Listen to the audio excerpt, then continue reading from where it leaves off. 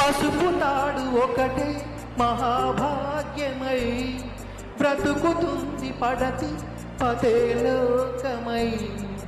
మగని మంచి కోసం పడే ఆర్తిలో సతిని మించగలరా మరే ఆప్తులు.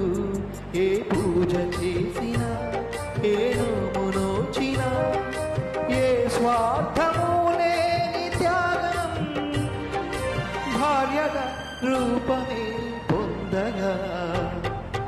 అపురూపమైనదమ్మ ఆడజన్మ, ఆ జన్మకు పరిపూర్ణత ఇల్లాలమ్మా.